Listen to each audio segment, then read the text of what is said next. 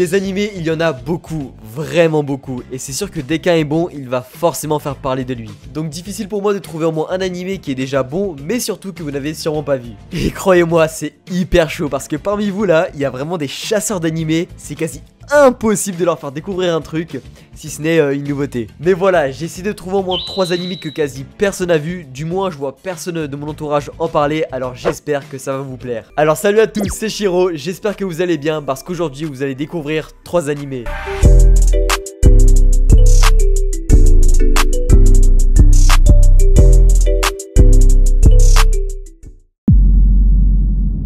Sorei est un jeune homme qui a été élevé parmi les séraphins, des êtres spirituels qu'aucun humain n'est capable de voir. Celui-ci croit en la légende qui dit qu'un jour tous les humains seront capables de voir les séraphins. Au fond de lui, il rêve d'élucider le mystère des anciennes ruines pour créer un monde dans lequel les humains et les séraphins pourront vivre ensemble. Mais un jour, alors qu'il se rend pour la première fois de sa vie dans la capitale humaine, il se retrouve impliqué dans un incident mystérieux. Au cours de ces événements, il finit par retirer l'épée sacrée de sa prison et devient le berger, celui qui doit débarrasser le monde des calamités. Prenant alors sa mission très au sérieux, son rêve de voir les humains et les séraphins coexister s'anime de plus en plus. Il sera donc accompagné de ses amis avec lesquels il fera ses premiers pas lors d'une grande aventure. Tales of Zestiria est un très bon animé, surtout au niveau de l'animation. Quel plaisir pour les yeux. Et ce n'est pas pour rien puisque c'est le magnifique studio Ufotable qui s'en est occupé. Et oui, ils n'ont pas fait que Fate et Kimetsu. Ils ont fait d'autres animés et on ne parle pas assez d'eux. D'ailleurs, pour info, c'est tiré d'un jeu vidéo. Il y en a pour faire la pub de leur jeu, ils contactent des youtubeurs.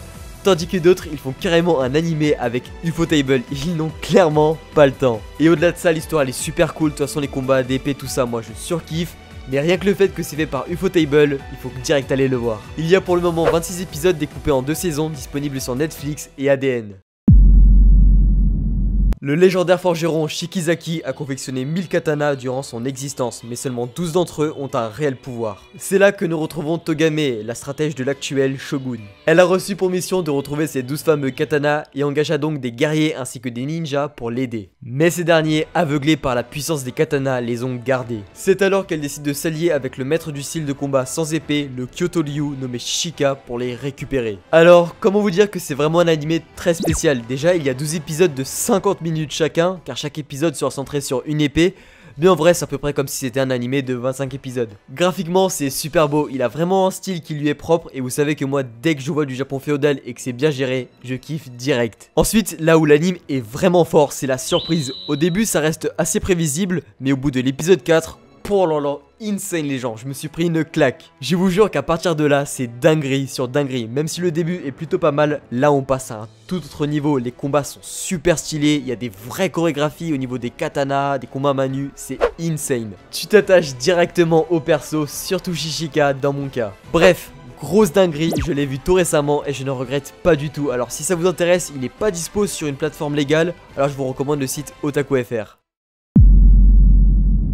À la fin de ses études universitaires, Uozumi, un garçon sans réelle ambition dans la vie, a trouvé un petit job dans un combini au lieu d'un réel travail. Et un jour, il va rencontrer Haru, une fille exubérante qui a un corbeau pour amie. Elle lui avoue qu'elle aime depuis très longtemps, mais Uozumi est avant tout amoureux de Shinako, une ancienne camarade d'université. Cependant, Shinako reste assez renfermée sur ses sentiments à cause de son passé. Il y aura donc un triangle amoureux entre ces 3 personnages, nous suivrons leur quotidien, leurs interactions ainsi que leurs problèmes professionnels et personnels. Alors celui-là, je vous ai eu parce que c'est un animé qui sort actuellement. Et il est juste excellent, il y a pas mal de réflexions sur la société, la vision de soi, des autres, et les dialogues entre certains personnages sont vraiment pas mal. C'est un animé assez mature, même s'il peut être vu par tout âge. Mais à mon avis, il sera d'autant plus appréciable si vous avez passé la majorité. Parce que vous allez reconnaître quelques problèmes que vous avez sûrement vécu pendant vos études, mais surtout dans le monde professionnel. Franchement, une romance très intéressante et chill à voir. En plus, par chance, c'est un des seuls animés qui sort actuellement et qui n'a pas été reporté à cause du Covid-19, alors faut vraiment en profiter. Il y a actuellement 6 épisodes disponibles sur Crunchyroll. Voilà, ce sera tout pour cette vidéo. Si la vidéo t'a plu, n'hésite pas à liker, commenter et à t'abonner, ça me ferait grave plaisir. J'ai aussi mon Twitter et mon Instagram si vous voulez discuter avec moi ou autre, je suis tout le temps dessus. Et pour finir, j'ai aussi mon Discord avec plusieurs fans d'animé avec qui discuter et diverses animations, je vous mets tous les liens dans la description. Allez, quant à moi je vous dis à la prochaine, c'était Shiro,